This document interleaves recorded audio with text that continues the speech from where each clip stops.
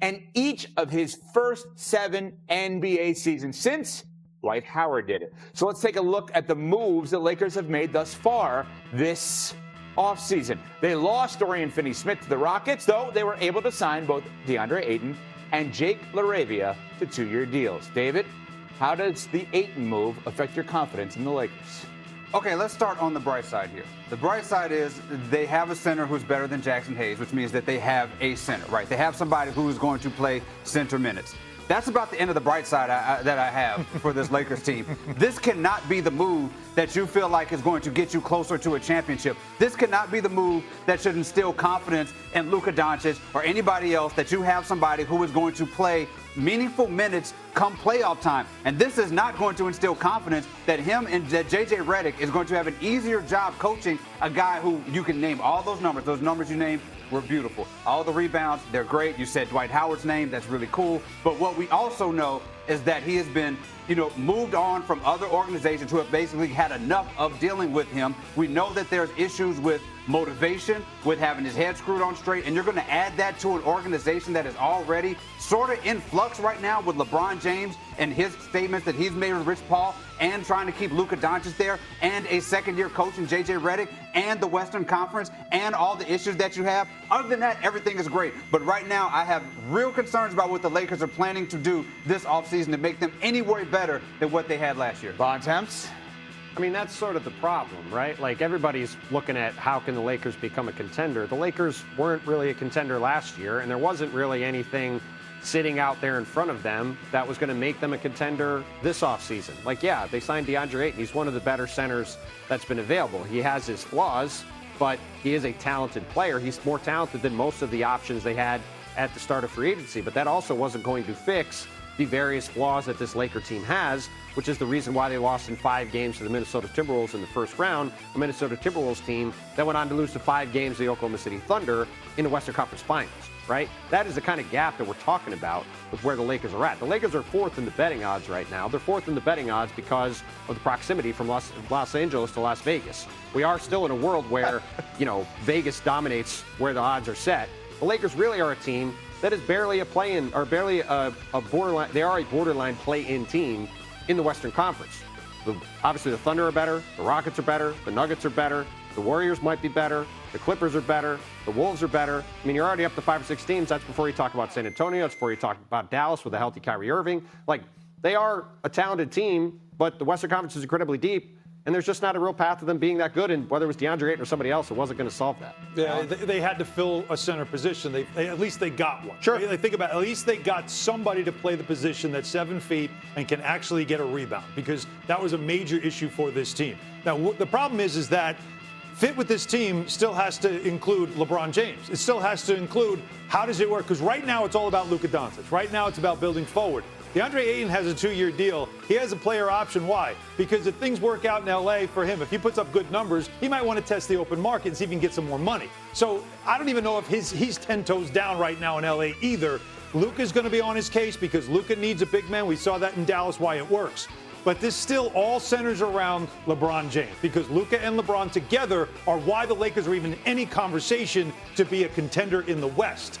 But if those two guys aren't together, this is barely a playoff. But you mentioned Luka, Alan. Was this move made for Luka, or was this move made because they need a center? And there's a difference, right? A rim-running lob threat. Both. So you think he fits for Luka? Well, you got to see if you can. First of all, they played Fortnite together, so that's cool. Okay, cool. You have that. That's a win. But I think from Dallas, the right way to build around him is you definitely need a pick-and-roll center. You need somebody that can rebound and get outlets. That's what Luka likes. So you get a player for Luka. So it is for now and it is for the future. Hey, if this works, if this hits, we have a guy that we can take forward because he's still relatively young and he's still a guy that hasn't even touched his potential yet as a former #1 pick. He is a double-double machine, but he's got to be motivated every single game. And boy, I'll tell you what.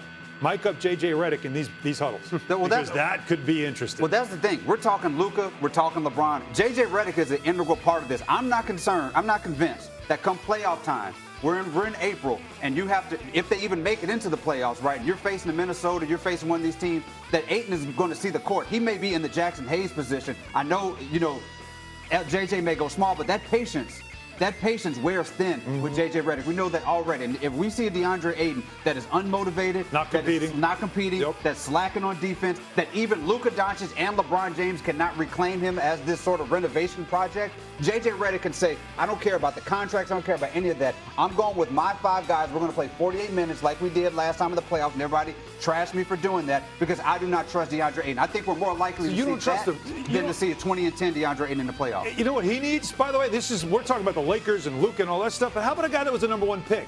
This is it.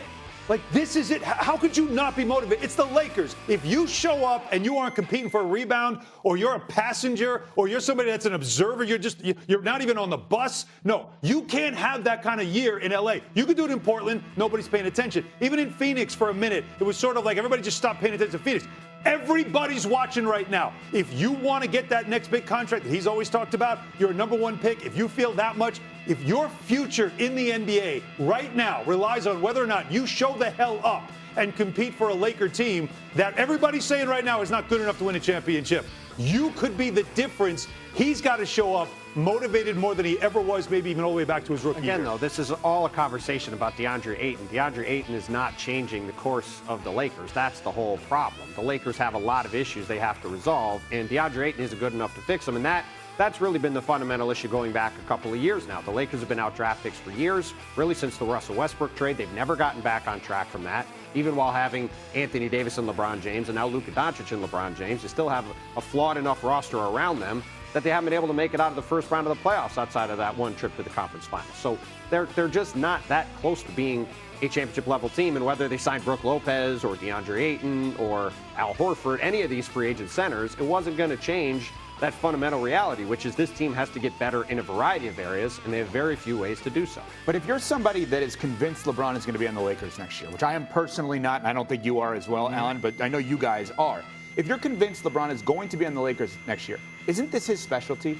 Isn't the reclamation project with talent his specialty? He won a championship with the Lakers with Dwight Howard and JaVale McGee as his centers. When he was in Miami, Chris Birdman Anderson was suspended from the NBA. Nobody remembered he existed. He comes off the street, and he was great for them. He said, correct me if I'm wrong, you guys were covering the Knicks at the time, I'll take J.R. Smith. I got him. And J.R. Smith was great in helping them win a championship. So if you believe LeBron is going to be on the Lakers, why do you not believe he can have this as a reclamation project, a #1 overall pick in the draft? I believe that DeAndre Ayton can play well with Luka Doncic and LeBron James. I think that's a very good possibility, and I think this is a very good opportunity for him. It is a chance for him to have the slate completely wiped clean. And look, it's a lot different when you're a guy on a max contract, which he's been the last 4 years, and you're a guy who's making $8 or $9 million, which is what he's making this year, right? The barrier to clear to be a good player at that number is much lower. And if he comes in and plays to his potential, he could be an impact player and a big difference maker for the Lakers. There's no question about that. He might have the highest upside of any center that they could have realistically gotten, but that's a different question than the question that's on the screen. How confident are you in the Lakers after this move? I'm not that confident in them because they have a lot of flaws and they're just not that good of a team.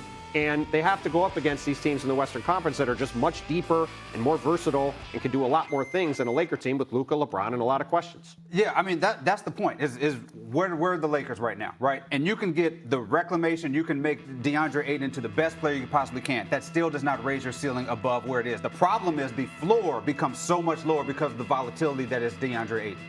All right, sticking on the subject of the Lakers, before Los Angeles picked up DeAndre Ayton, yesterday I explained my LeBron theory that I fully stand behind, by the way, that it's on the table that LeBron plays on another team this season. Brian Windhorst, Hoop Collective Podcast, had an interesting answer that we got to play back and dissect. Let's take a listen. My conversations over the last 3 days have crystallized that the Lakers are essentially viewing LeBron as an expiring contract. And that may sound like a toss-off statement, but that's not insignificant. I'm just unlocking the door because I'm not as convinced as before of its impossibility. All right, after hearing Windy and seeing this addition of Ayton to the Lakers,